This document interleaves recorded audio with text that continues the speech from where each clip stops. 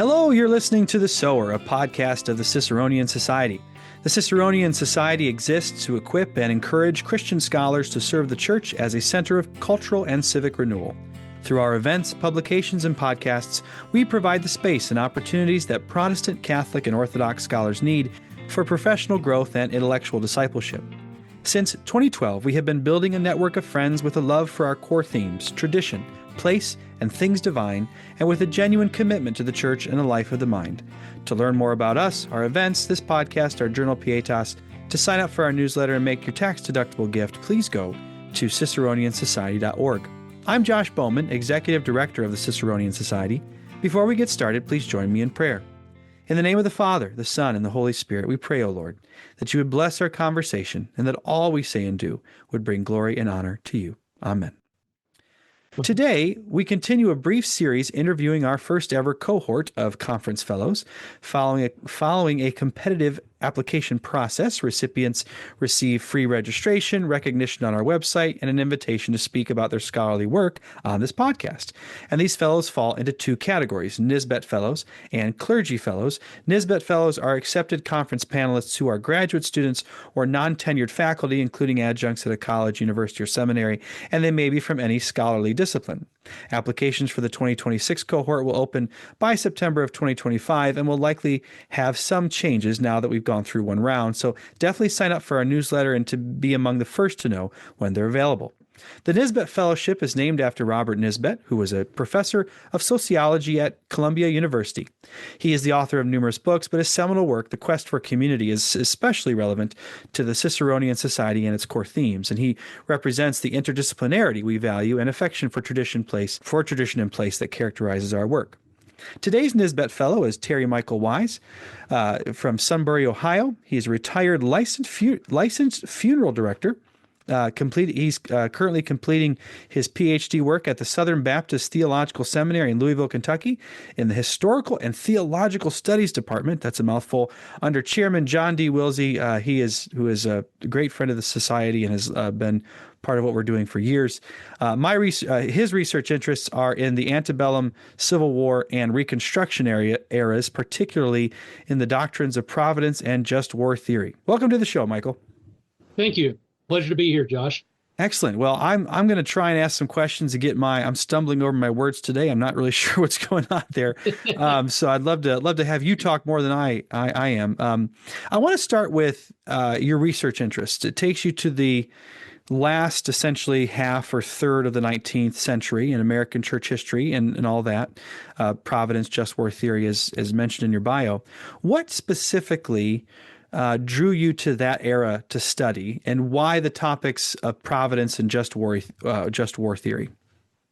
Well, I've always been what you would call a Civil War buff, and the area of Providence struck me as I was doing the beginning of my academic research and coursework at Southern. It struck me that the doctrine of providence was very pervasive, pretty much across the board in America, but it was on a pretty shallow understanding.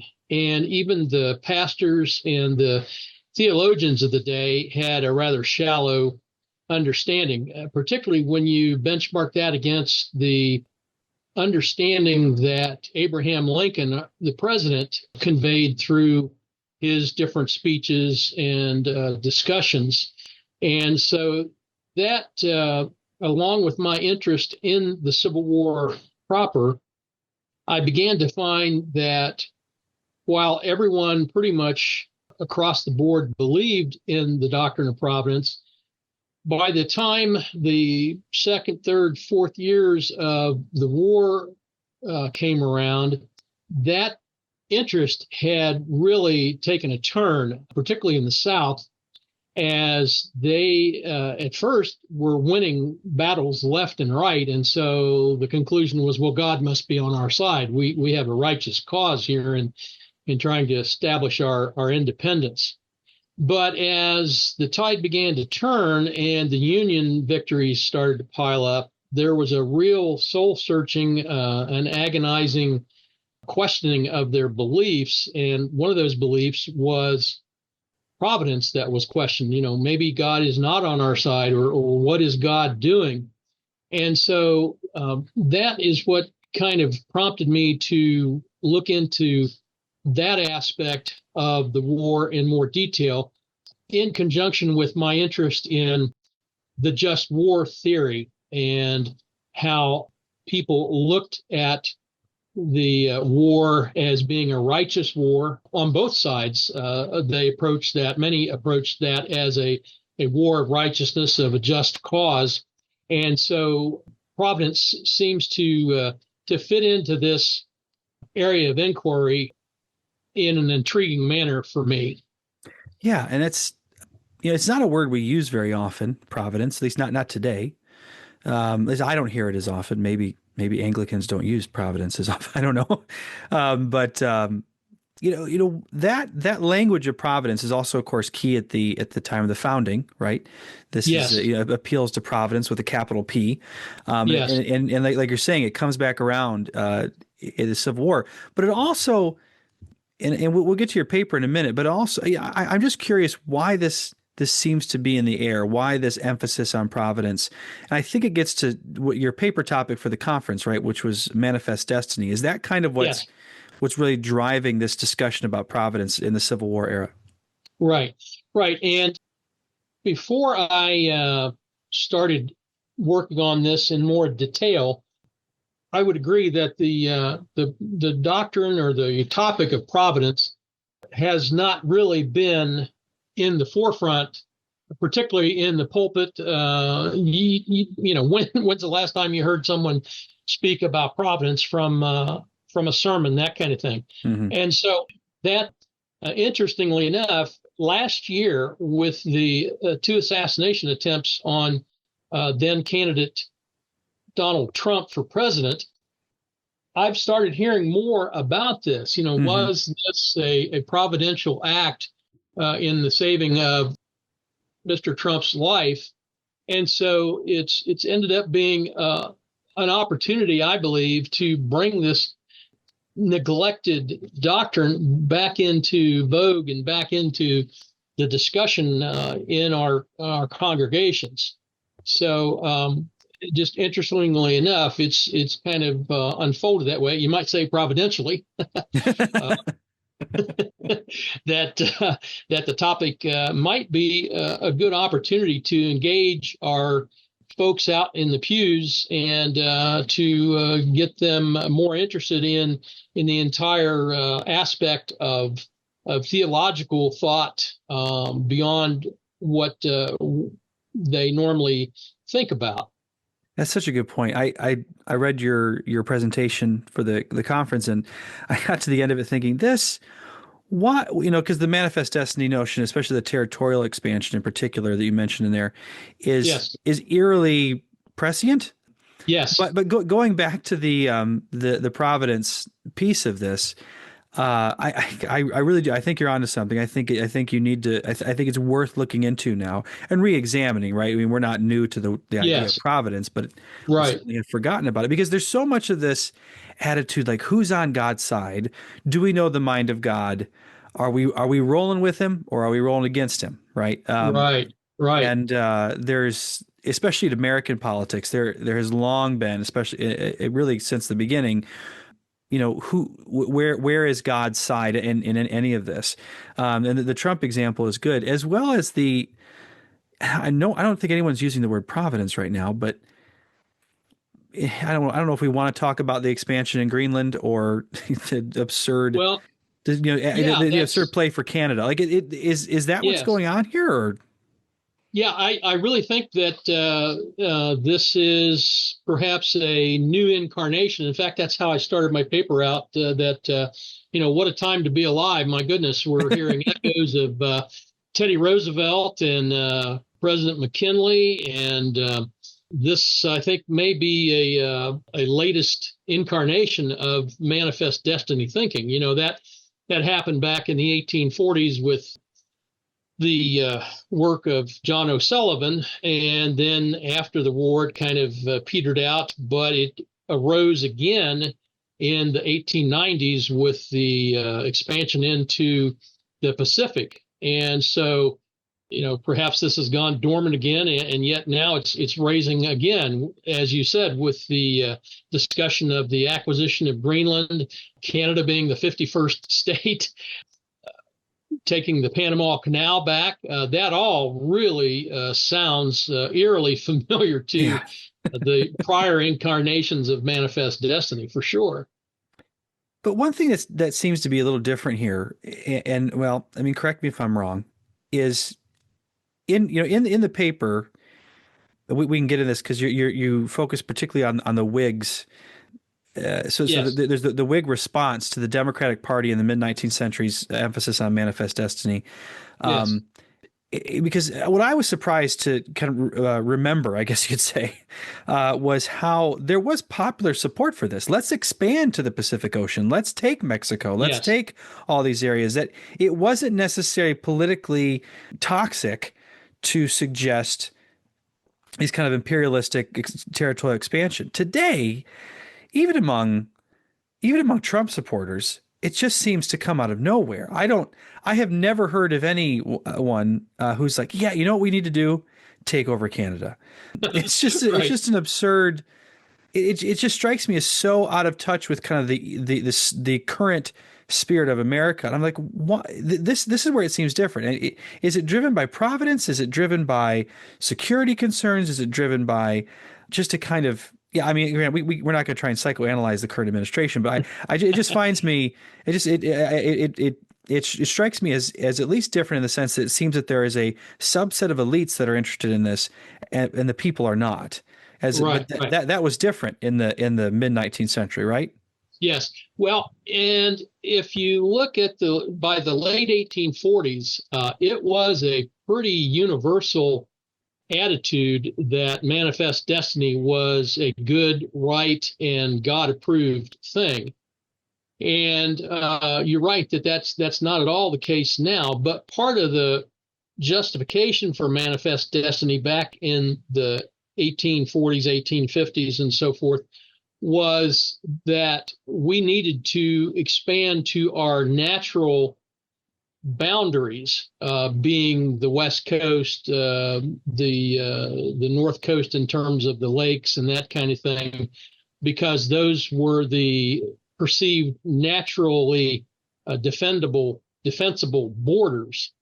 And I think there's an element of that in the current iteration of manifest destiny, if that's what we want to call this phenomenon that the elites are talking about.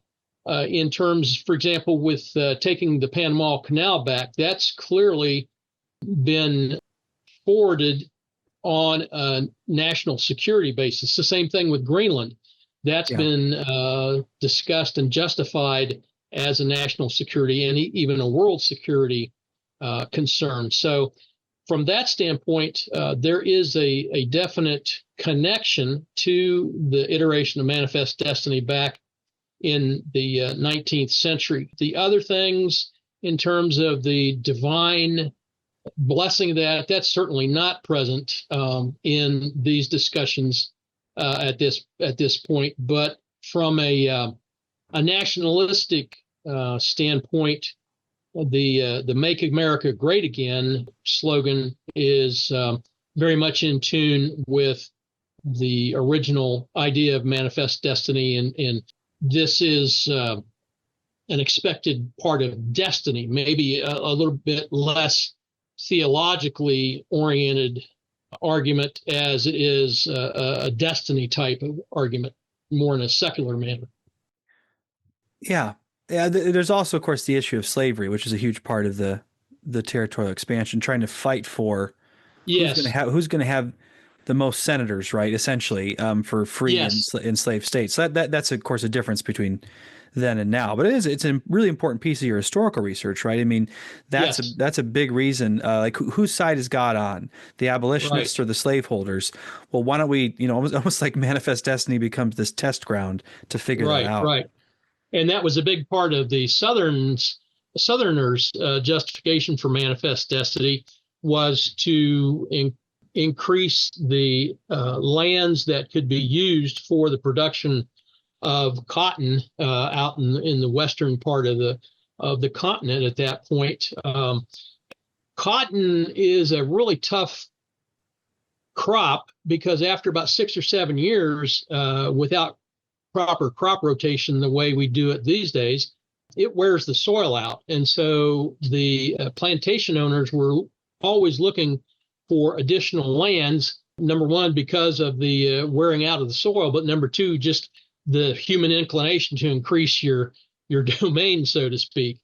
And so that was a huge part of the support of Manifest Destiny from the southern, at least the plantation owners. Now, the average Joe out there who's a tenant farmer or just up in the mountains trying to eke out a living off the land, not so much. But with the elite, the plantation owners and the people supporting the plantation economy, the politicians and so forth, that was a definite aspect of why they supported that expansion.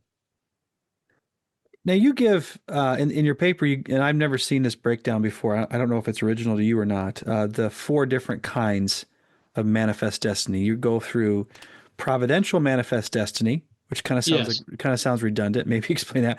And then missional manifest destiny, millennial manifest destiny, and pragmatic manifest destiny. You just give us a quick version of what distinguishes those 4 types. Yeah, with the providential, that's kind of what we've already covered, that it must be God's will.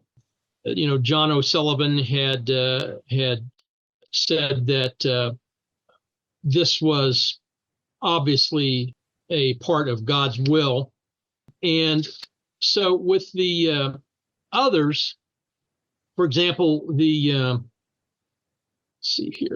pragmatic manifest destiny. Well, let me go back and before we do that one, the millennial manifest destiny, that was an aspect that was really a type of nationalistic theology, in terms of there was the belief in millennialism, which was very pervasive back in that century. And the thought was that we can hasten Christ's return through our efforts, our human efforts, to perfect society. And part of that attitude was the belief in inevitable progress. There was a lot written that just assumed that we would continue to improve over time. There was an element of technology and science that kind of entered into this thinking that we will always improve. Education will help us perfect ourselves, and that perfection could be attained by spreading our American Republican ideals and by just prudently applying America's energy and wealth and power.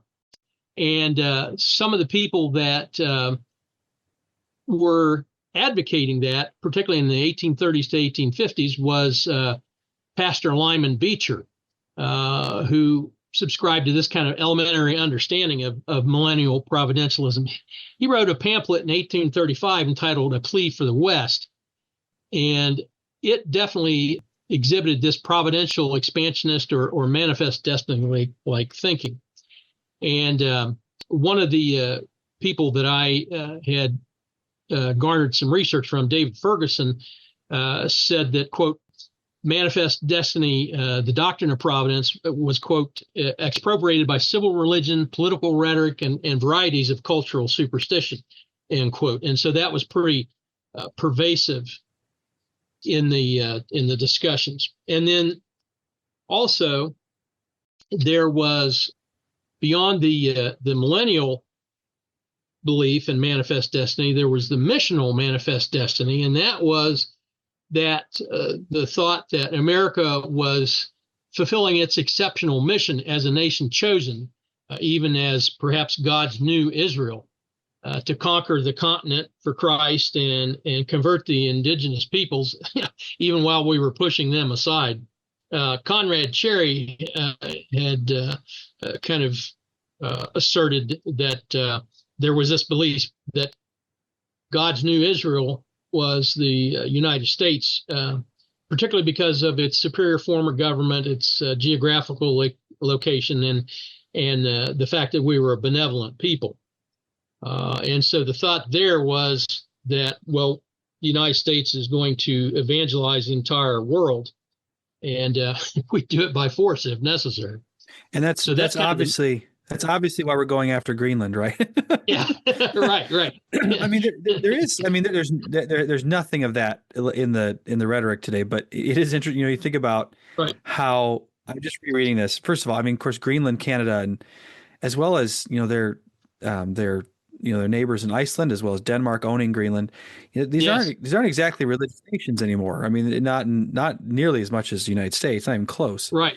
And so I'm not saying that justifies what they're saying, what Right. they're arguing for. There's perhaps the attitude of we're going to do it for your own good. Right. Yeah. We're going to force you to be free in the Rousseau sense, right? Right.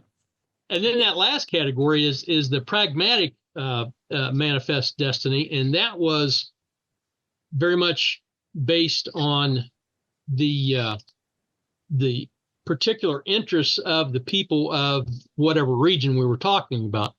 For example, in the North, Northern industrialists wanted to expand their reach and their markets. And then with the Southerners, as we kind of already discussed, they wanted to increase the productive land in their grasp. So there were different aspects of these kind of things that both parties, the Whig Party and the Democrats, shared in kind of an interesting way, that both sides, so to speak, supported this kind of expansion. Yeah, it's really interesting. I'm stuck on this. I mean, it makes sense to me, right? There's a lot of the pragmatic aspect of it, the millennial aspect of it, which, again, I think there are still, what's the word, overtones or echoes of these same attitudes, but maybe with less of a Christian flavor, right? I mean, I think there's I would agree with that. Right, I think it's become a more secularized type of approach to manifest destiny, even though we don't call it that these days. Right. And I think Wilsey would love to hear us say this, right? I mean, but there's also there's two aspects, right? On the, I don't know if it's not really a left-right divide, but there's kind of the Wilsonian missional manifest destiny of make the world safe for democracy, right? Yes. Yes. We're not trying to save the souls, but look, we're going to force you to be free in that sense, bomb you into freedom. Or there's the other aspect of kind of the progressive side, which I think one of the big surprises in the last 20 years, or really since the Bush era, the Bush the second era, is this attitude on the progressive side of seeing, international aid, even international conflict, as a means by which to advance a particular progressive agenda. It's still missional. It's decidedly not Christian, but it's certainly almost religious in character, right? There's this attitude of trying to, again, make the world safe for democracy or progressivism or a particular type of liberalism in that sense. So I think you probably did not intend to be in the middle of a very prescient debate when you started off on this, but here you are, right? No, that's exactly right. Yeah, that kind of surprised me, particularly with the way things have developed in the last several months. This seems to be a very prescient topic.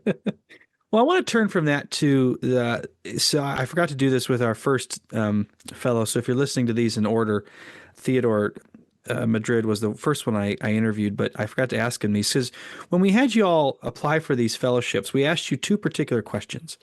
And I'd love to revisit these, because I think these get to the heart of what we as the Ciceronian Society are trying to think through and trying to, questions we want to inspire others to talk about. Actually, before I ask you that, I mean, so the conference is about 2 weeks. So today is March 27th. What did you think about the conference? Did you enjoy yourself?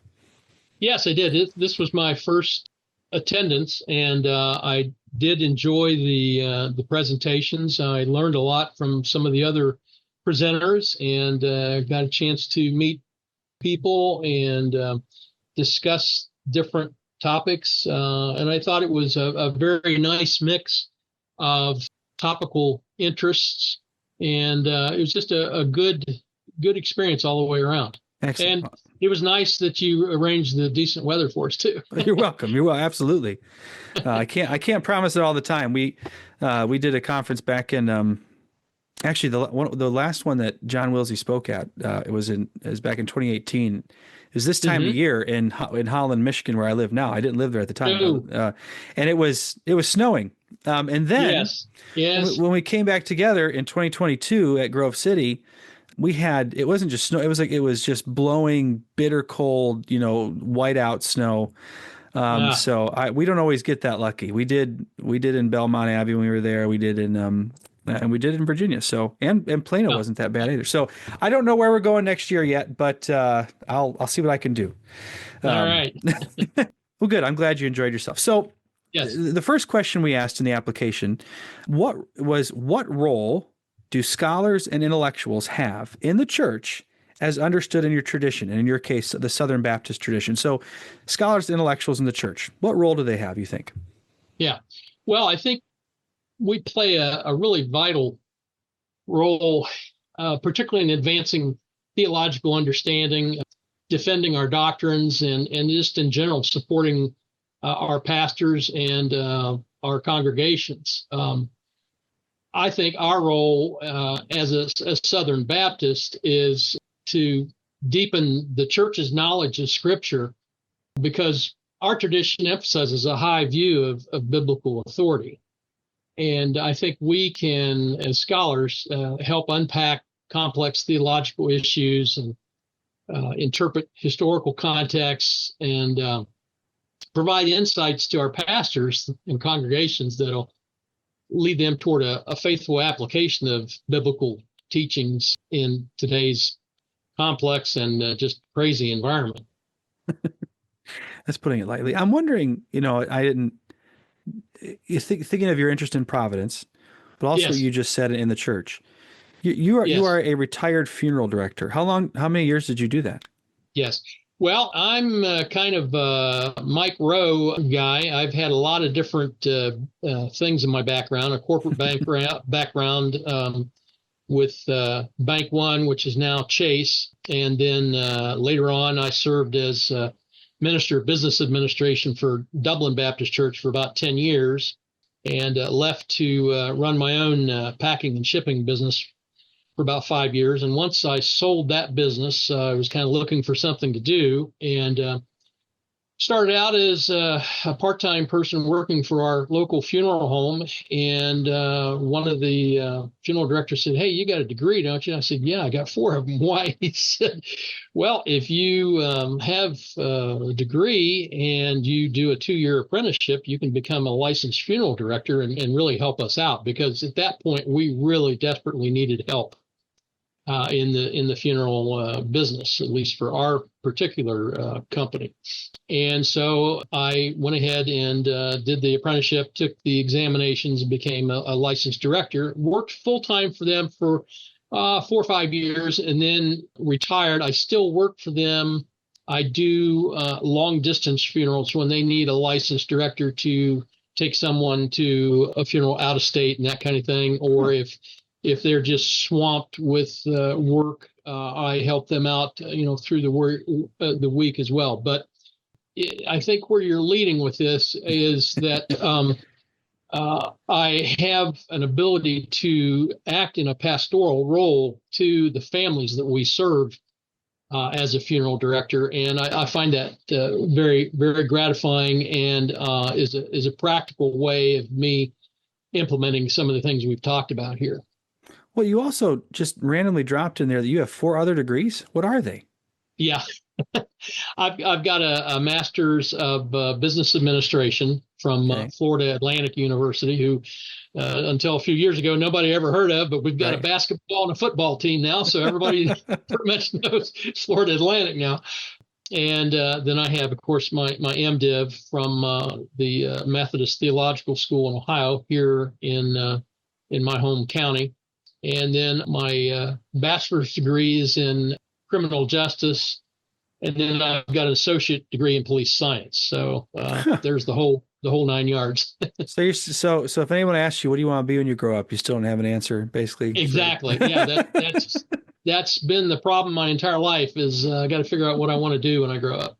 That keeps it interesting, though. Yes. I mean, I have no idea what I want to be when I grow up. I love what I'm doing now. I hope I Yes. get to do it as long as I can, but you never know. Right. So, Well, I think um, I lost. I missed my calling. I enjoy this work, this academic work, and working with students so much. I am beginning to think, gee, I should have done this back in my 20s instead of now.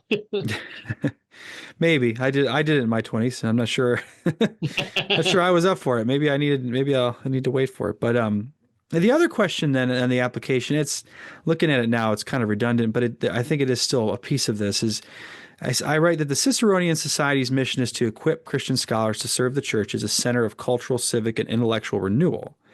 And so I guess comment on, and you've already done this a little bit, but comment on the relation you see between your own academic work and identity and that mission specifically. Is that because one of the things that and maybe I could clarify this question a little bit in the next round of applications is, you know, it's not always obvious to, contemporary churches kind of in the ecclesiology that many of them have essentially stumbled into, not necessarily thinking through it, but that the intellectual has a role and that the academic work Hmm. has a role. And you've already said like kind of how they've deepened it.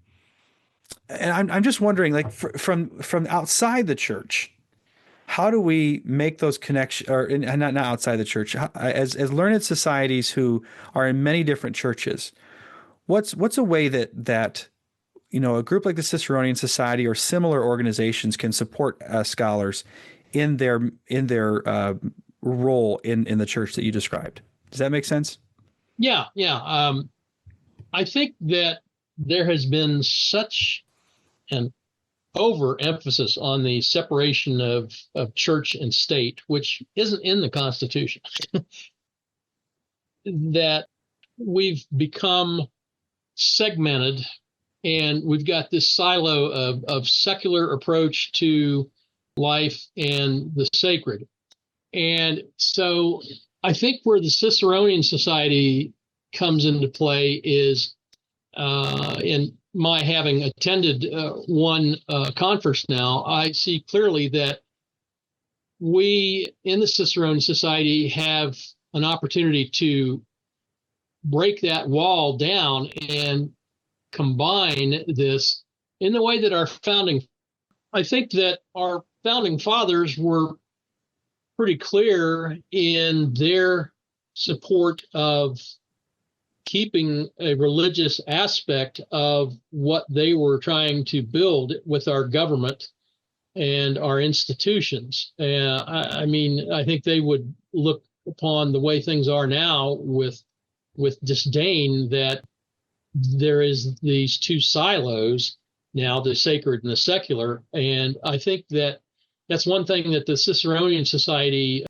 can further in bringing back those two silos together so that our principles will permeate our secular understandings and our work in trying to improve our culture and improve our systems of government.